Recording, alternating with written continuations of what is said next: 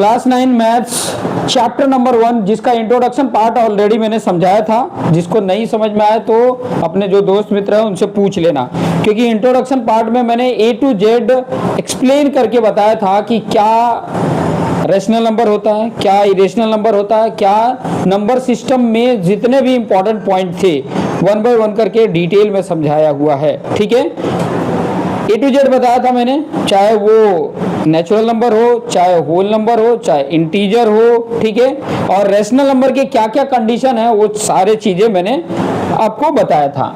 आज है हमारा एक्सरसाइज 1.1। इसका एक्सरसाइज जो है 1.1 हम देखने वाले हैं, जिसका क्वेश्चन नंबर 1 में बोला है। क्वेश्चन पहले मैं लिख लेता हूं ताकि आपको आइडिया रहे। इज जीरो और रैशनल नंबर क्वेश्चन ये बोल रहा है कि क्या जीरो रैशनल नंबर है। अगर है, बात कर रहा है कि can you right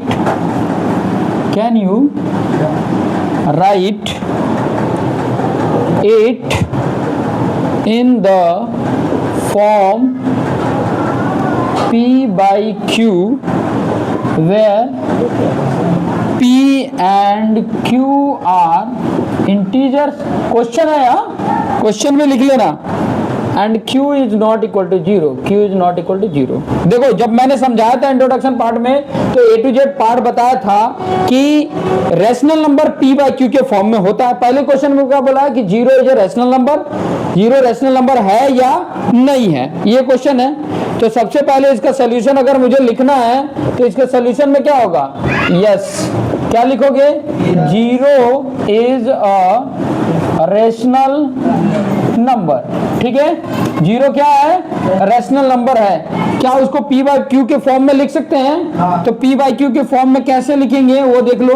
P by Q के फॉर्म में कैसे लिखेंगे, देखो जीरो होता है, 0/1 लिख सकते हैं, 0/2 लिख सकते हैं, 0/3 लिख सकते हैं। P by Q के फॉर्म में है ना, etc। ठीक है, जहां पर आप देखोगे क्या हो रहा है, where P and Q are integer, ये भी इंटीजर है, ये भी इंटीजर है, दोनों इंटीजर है, बट Q के जगह पे जीरो नहीं है। Q क्या है, यही है ना, P by Q। Denominator zero नहीं होना चाहिए, तो जीरो नहीं है। देख लो कितना भी लिखोगे, 0/1, 0/2, 0/3, 0/4, 0/5, जितने भी आप लिखोगे उनमें आपका Q जीरो नहीं है। P जीरो रहेगा चलेगा, क्योंकि इसकी ओवरऑल वैल्यू क्या है, जीरो है। ओवरऑल वैल्यू क्या होगी, जीरो होगी। अगर आपने गलती से 1/0 लिख दिया, ये अनडिफाइंड हो गया। ठीक है, कभी भी जीरो के टेबल में 1 नहीं आएगा, लेकिन 1 के टेबल में जीरो आ जाएगा। ठीक है, तो ये मैंने लिख दिया, एक्सेट्रा लिखा, मतलब आगे जितना लिखना चाहते हो उतना लिख सकते हो। तो मैंने P by Q के फॉर्म में लिख दिया। इतना ही आपका आंसर होता है इस क्वेश्चन का, इतना ही सोल्यूशन है। क्लियर हो गया। क्वेश्चन नंबर 2 पे चलते हैं। यहाँ पे मैं क्वेश्चन नंबर 2 लिखता हूँ। क्वेश्चन नंबर 2 में बोला है find 6 rational number, find 6 rational number between 3 and 4। 3 और 4 के बीच में कितने रैशनल नंबर चाहिए, 6 रैशनल नंबर चाहिए। सॉल्यूशन में इसके इंट्रोडक्शन पार्ट में भी मैंने आपको बताया था कि अगर जितना रैशनल नंबर पूछे, 2 नंबर है आपके पास, 2 नंबर हैं 3 and 4 हैं, कितना रैशनल नंबर पूछ रहा है, 6। तो आपने क्या कर देना, देखो दोनों के नीचे 1 तो लिख ही सकते हैं, किसी के भी वैल्यू के नीचे 1 लिखने पे कोई फर्क नहीं पड़ता है, ये ध्यान में रखना, कोई फर्क नहीं पड़ता है। कितना चाहिए, 6 रैशनल नंबर चाहिए। तो आपने क्या कर देना है, इसमें 7 का जितना पूछे 1 बढ़ा के ऊपर नीचे मल्टीपल कर दो। इसमें भी 4/1 में 7 का ऊपर नीचे मल्टीपल कर दिया। आपके पास नंबर क्या आ गया, 3 7 जा 21/7, और ये दूसरा 4 7 जा 28/7 हो गया, 1 7 जा 7। क्लियर, और 4 7 जा 28। क्लियर। अब इन 2 नंबर के बीच में आपको क्या लिखना है, 6 रैशनल नंबर। यहाँ पे लिख देना हैंस 6 रैशनल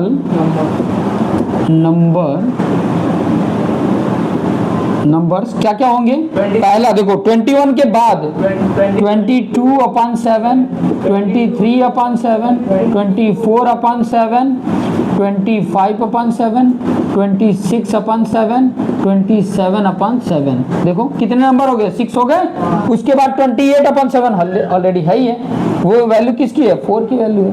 ये 21/7 3 की वैल्यू, इन बिटवीन ये आ गया। और इनफाइनाइट होते हैं, हाँ, ऐसा नहीं कि मैंने 6 बोला है, 7 भी हो सकते हैं, 8 भी हो सकते हैं। इनफाइनाइट नंबर, ये दो नंबर के बीच में रेशनल नंबर आ सकते हैं, इनफाइनाइट नंबर आ सकता है, एक दो नहीं, अनगिनत नंबर लिख सकते हो। सिर्फ करना क्या था, जितना पूछ रहा है उससे एक ज्यादा न्यूमरेटर और डिनोमिनेटर में मल्टीप्लिकेशन कर देना, यही है। सिंपल सा है, न्यूमरेटर और डिनोमिनेटर में सिंपल सा एक वर्ड का मल्टीप्लिकेशन करना है, और किसका, जितना पूछे एक नंबर ज्यादा करके। 6 पूछा था तो 7 का कर दिया, 7 पूछे तो 8 का मल्टीपल कर दो, 8 पूछे तो 9 का मल्टीपल कर दो, और आप इन बिटवीन लिख सकते हो। देखो ये दो नंबर में फर्क है ना, 21 28, उनके बीच में उतनी गैपिंग आ जाएगी। क्लियर हो रहा है? इस तरीके से आपने फाइंड आउट कर लेना है। कभी कभी क्या होता है ना कि ये जो नंबर आपके सामने दिए गए हैं ये ऑलरेडी फ्रैक्शन में होते हैं, तो फ्रैक्शन में सिंपल सा ध्यान रखना, पहले डिनोमिनेटर को इक्वल करना। कभी भी हम किसी नंबर के इन बिटवीन फाइंड आउट करना है तो या तो उसको डेसिमल में चेंज कर लो, या तो आप उसके डिनोमिनेटर को सेम करो। देखो यहाँ पे डिनोमिनेटर सेम है ना, तो इससे हम लिख पाए, नहीं तो अलग हो जाता, डिफरेंट हो जाता। क्लियर हो गया? इतने पॉइंट को नोट डाउन करो। फिर नेक्स्ट पॉइंट हमारा, नेक्स्ट क्वेश्चन नंबर 3 देख लेते हैं, ठीक है। क्वेश्चन नंबर 3 देख लेते हैं, कोई नहीं, ठीक है। चलो क्वेश्चन नंबर 3, इसको साफ कर दूं क्या मैं, लिख लेगा ना। चलो क्वेश्चन लिख लेते हैं हम, तब तक आप इसे नोट डाउन करिए। बोला है कि फाइंड 5 रेशनल नंबर। देखो क्वेश्चन नंबर 3 में क्या बोल दिया, find 5 rational number between 3/5 and 4/5। ये दो नंबर है जिसमें 5 रेशनल नंबर फाइंड आउट करना है, ठीक है। क्या फाइंड आउट करना था, रेशनल नंबर। मैंने इस वाले क्वेश्चंस में भी बताया कि सबसे पहले चेक करना कि डिनोमिनेटर सेम है या नहीं। तो यहाँ पे देखो डिनोमिनेटर क्या है, सेम है। डिनोमिनेटर सेम है तो जितना पूछे, जितना आपसे क्वेश्चन में पूछ रहा है, कितना पूछ रहा है, 5 ना, तो 3/5 और 4/5 में कितना मल्टीपल करना रहेगा, 6 का। क्यों, कितना पूछा है, 5 पूछा है, इसलिए हम 6 फाइंड आउट कर लें। तो यहाँ 3 6 18/30, और यहाँ पे 4 6 24/30। अब मुझे क्या चाहिए, 5 रेशनल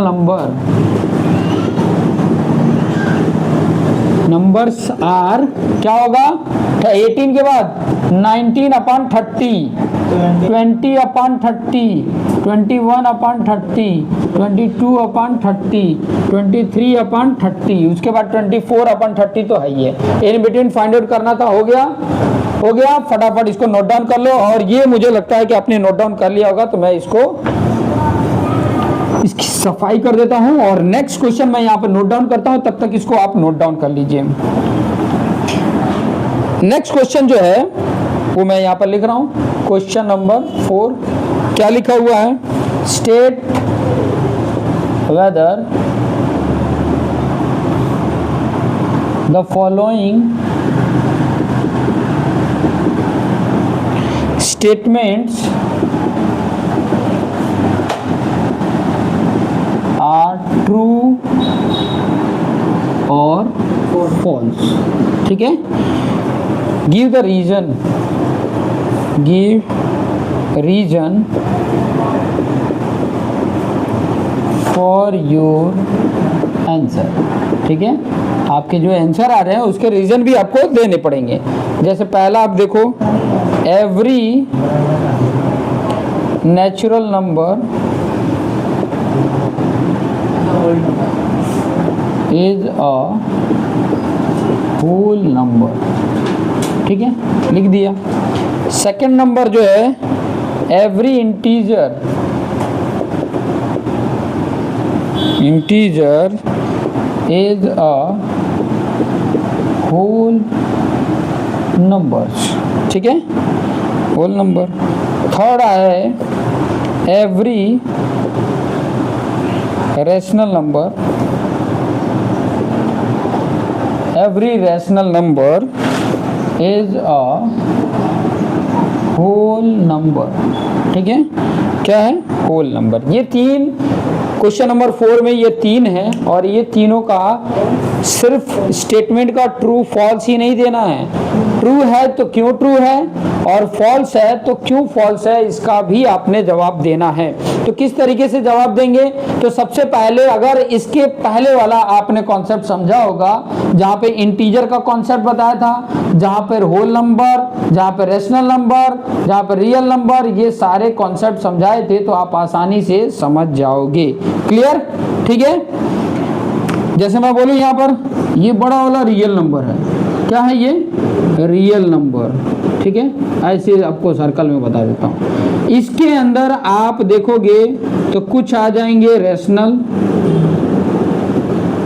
कुछ आ जाएंगे इरेशनल, ठीक है। रेशनल के अंदर आप देखोगे तो आ जाएगा क्या, इंटीजर, इंटीजर्स आ जाएंगे। इंटीजर्स के अंदर देखोगे तो होल नंबर आ जाता है, होल नंबर के अंदर देखोगे तो नेचुरल नंबर आ जाता है। इस तरीके का आपको देखने को मिल सकता है, ठीक है। रियल नंबर के अंदर सब आ जाते हैं, रेशनल और इरेशनल भी आ जाता है। रेशनल के अंदर इंटीजर आ जाएगा, इंटीजर के अंदर होल नंबर आ जाएगा, होल नंबर के अंदर नेचुरल नंबर आ जाएगा, ठीक है।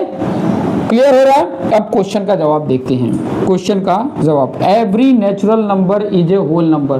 देखो सभी नेचुरल नंबर होल नंबर के अंदर है कि नहीं है, तो क्या होगा, ये ट्रू होगा। क्या होगा, ट्रू, इसका आंसर ट्रू होगा। क्यों होगा, बिकॉज क्या लिखोगे, बिकॉज, अरे एवरी नंबर, ठीक है, every natural number is a whole number. True तो है, लेकिन क्यों है ट्रू, क्योंकि सभी, because all natural number are in whole number, ठीक है, ये हो जाएगा। ट्रू में तो आसान है कि यही स्टेटमेंट बिकॉज करके लिख दोगे। फॉल्स वाले में बताना पड़ेगा ना क्यों फॉल्स है, वहां पर अलग हो सकता है। जैसे ये बोला every integer is a whole number, तो सभी इंटीजर जो हैं वो होल नंबर नहीं है। होल नंबर सभी इंटीजर हैं, बट सभी इंटीजर होल नंबर नहीं है। तो पहले तो इसका आंसर जो होगा वो क्या होगा, फॉल्स होगा। क्यों होगा, because -1 is a integer but -1 is not whole number. कोई भी एग्जांपल ले सकते थे, कोई भी ले सकते थे, -2, -3, क्योंकि सारे निगेटिव होल नंबर नहीं होते, इंटीजर होते हैं। सारे निगेटिव नंबर 0 और सारे पॉजिटिव नंबर इंटीजर होते हैं, बट होल नंबर निगेटिव वाले इंटीजर नहीं होते हैं। क्लियर हो गया, निगेटिव इंटीजर होल नंबर नहीं होता है। निगेटिव इंटीजर जो होते हैं वो होल नंबर नहीं होते हैं, बाकी सारे इंटीजर जो है वो होल नंबर होते हैं। सिर्फ क्या होता है, निगेटिव वाला नहीं होता है। तो यहाँ तो बोला कि एवरी इंटीजर, तो एवरी नहीं होगा, ठीक है। सम लिखता तो मान सकते थे, एवरी नहीं होगा। नेक्स्ट वाला अगर आप यहाँ पर देखोगे कि every rational number is a whole number, ये भी फॉल्स होगा, ये भी फॉल्स होगा ना। देखो रेशनल नंबर पूरा है, ये थोड़ी ना होल नंबर हो सकता है, ठीक है। तो आप यहाँ पर लिख सकते हो फॉल्स है, बिकॉज इसमें भी कोई भी एक ले सकते हो, ये भी ले लेते हैं तो चल जाता है। ये सेम आंसर भी लिख दोगे तो चल जाएगा, क्योंकि -1 रेशनल नंबर है, -1/1 रेशनल नंबर है, बट होल नंबर नहीं है। ऐसे इसको दूसरा एग्जांपल ले लो, because 1/2 is a rational number but not a whole number। Clear. आप कोई भी एग्जाम्पल लिख सकते हो, ऐसा जरूरी नहीं है कि जो मैंने लिखा है वही आप लिखोगे, कोई भी लिख सकते हो एग्जाम्पल। फ्रैक्शन वाला कोई भी ले लो, रेशनल नंबर होगा बट वो होल नंबर नहीं होगा, इसलिए ये फॉल्स है, ठीक है, तो ये था आपका एक्सरसाइज वाला पार्ट। एक्सरसाइज में ये 4 क्वेश्चन थे और ये ऐसे क्वेश्चन जब भी आपको आए तो आप आसानी से इसे कर सकते हैं। ठीक है, कोई इसमें अगर दिक्कत होता है तो आप विदाउट हेजिटेशन कमेंट कर सकते हैं।